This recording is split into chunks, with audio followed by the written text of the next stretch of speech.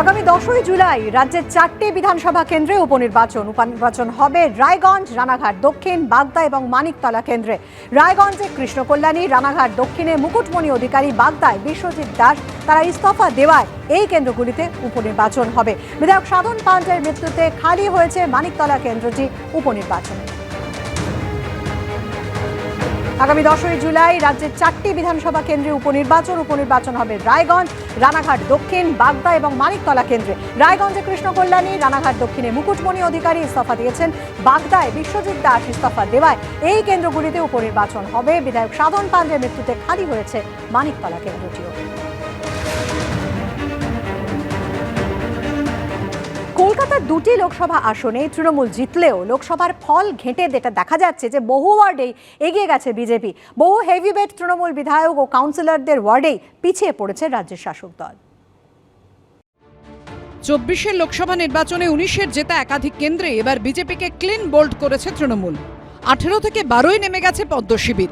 কিন্তু এসবের মধ্যেই তাৎপর্যপূর্ণ বিষয় হলো লোকসভার ফল ঘেঁটে দেখা যাচ্ছে কলকাতা পুরসভায় কিন্তু বড়সড় থাবা বসিয়েছে বিজেপি। 144 ওয়ার্ড বিশিষ্ট কলকাতা পুরসভায় বছর দুয়েক আগে পুরভোটে যেখানে মাত্র 3টি ওয়ার্ডে জিতেছিল বিজেপি, সেখানে এবার লোকসভা ভোটের ফলের নিরিখে 45টি ওয়ার্ডে এগিয়ে রয়েছে তারা। উল্টো দিকে 2022-এ কলকাতা পুরসভায় 134টি ওয়ার্ডে জিতেছিল তৃণমূল। এবার তাদের লিডের সংখ্যা কমে হয়েছে 98। আরও ইঙ্গিতপূর্ণ বিষয় হলো কলকাতার 2টি আসন, কলকাতা উত্তর ও কলকাতা দক্ষিণ লোকসভা কেন্দ্রেই তৃণমূল জয়ী হলেও বহু হেভিওয়েট তৃণমূল বিধায়ক ও কাউন্সিলরদের ওয়ার্ডেই পিছিয়ে পড়েছে রাজ্যের শাসক দল। তাদের মধ্যে অন্যতম তৃণমূল বিধায়ক দক্ষিণ কলকাতার জেলা সভাপতি ও মেয়র পরিষদ দেবাশিস কুমার।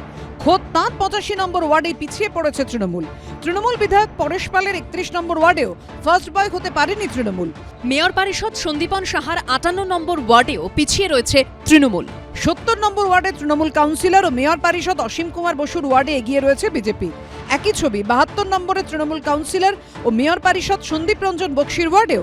তৃণমূলের হেভিওয়েট কাউন্সিলর ও বড় চেয়ারপারসন জুই বিশ্বাস, সুশান্ত ঘোষ, সুদীপ পল্লে, দেবলীনা বিশ্বাস, সাধনা বসু ও সুস্মিতা ভট্টাচার্যের ওয়ার্ডেও এগিয়ে বিজেপি, পিছিয়ে তৃণমূল কাউন্সিলর সুদর্শন মুখোপাধ্যায়ের ওয়ার্ডেও ফুটেছে পদ্ম।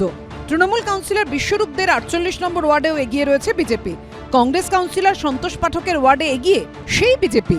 লোকসভা ভোটের আগে কলকাতা উত্তর লোকসভা কেন্দ্রে সুদীপ বন্দ্যোপাধ্যায় ও তৃণমূল কাউন্সিলর মোনালিসা বন্দ্যোপাধ্যায়ের দ্বন্দ্ব প্রকাশ্যে আসে।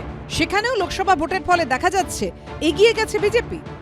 এটা শুধু কলকাতা শহরে নয়, যে কোনো আরবান এরিয়ায়, যে কোনো শহরতলিতে, আপনি আশেপাশের যে কোনো শহরাঞ্চলে আপনি দেখুন, সমস্ত সল্টলেকেও আপনি দেখুন যে বিভিন্ন ওয়ার্ডে বিজেপি এগিয়ে আছে আশ্চর্যজনকভাবে তৃণমূলের থেকে।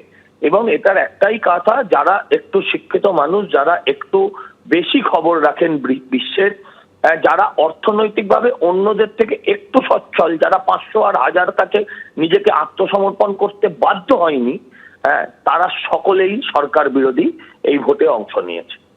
তবে বামেদের হাতে থাকা কলকাতা পুরসভার 103 ও 92 নম্বর ওয়ার্ডে এবার এগিয়ে গেছে তৃণমূল। কিন্তু তাৎপর্যপূর্ণ বিষয় হলো তৃণমূল কাউন্সিলর ও রাজ্য মুখপাত্র অরূপ চক্রবর্তীর 98 নম্বর ওয়ার্ডে এগিয়ে রয়েছে বাম কংগ্রেস জোট। যদিও 98 নম্বর ওয়ার্ডে দলের ফলাফল নিয়ে তৃণমূল সূত্রে দাবি 2019-এর লোকসভা ভোটের তুলনায় এই ওয়ার্ডে তৃণমূলের ভোট শতাংশ বেড়েছে।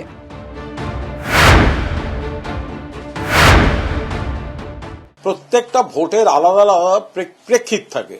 বাংলায় বিধানসভা নির্বাচন বা পুরসভা নির্বাচনে এই সমস্ত ভোটই তৃণমূলের ভোট এবং তৃণমূলের কাছেই ফেরত আসবে। তৃণমূল কংগ্রেসের ভোট বিধানসভায় আরো বেড়ে যাবে এবং এই যে কটি ওয়ার্ডের কথা বলছেন পৌর এলাকায়, সেগুলি প্রত্যেকটি তৃণমূল কংগ্রেস আবার বিপুল ভোটে জিতবে। সূত্রের খবর, শনিবারই কালীঘাটে বৈঠকে তৃণমূল নেত্রী বলেন, বহু দলগুলিতে আমাদের ভোট কমেছে।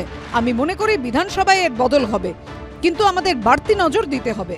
অর্ণব মুখোপাধ্যায় ও শিবাশিস মৌলিকের রিপোর্ট, এবিপি আনন্দ, কলকাতা।